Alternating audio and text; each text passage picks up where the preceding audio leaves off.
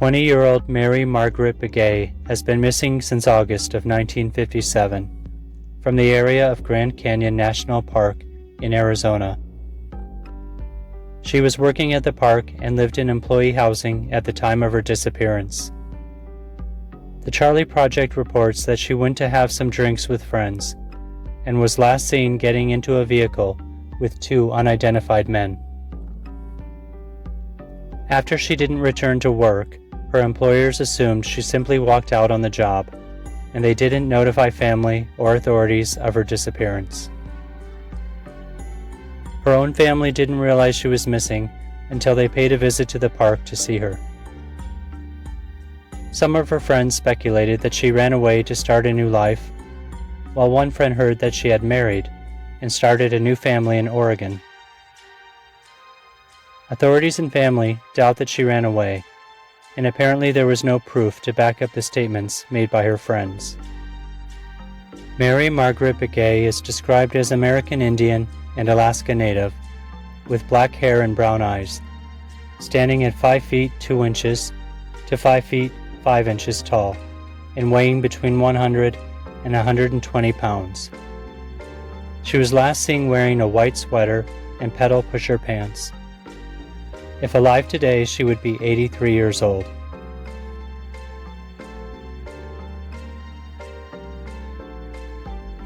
Ioni Raywinkle was 23 years old at the time of her disappearance in 1952. She was a single mother to a 1-year-old boy.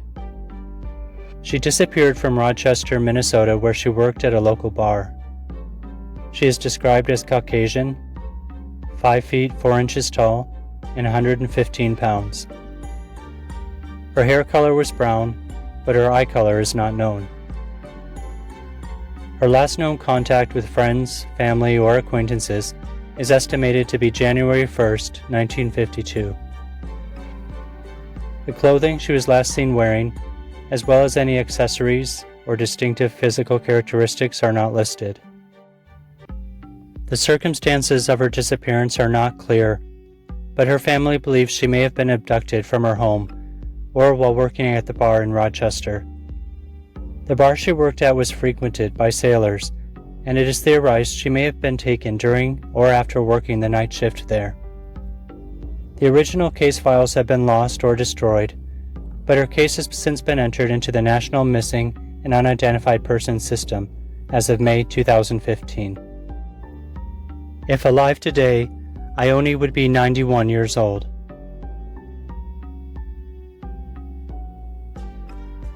Patricia Daphne Brown was a 17-year-old who lived with her parents in North Perth, Western Australia.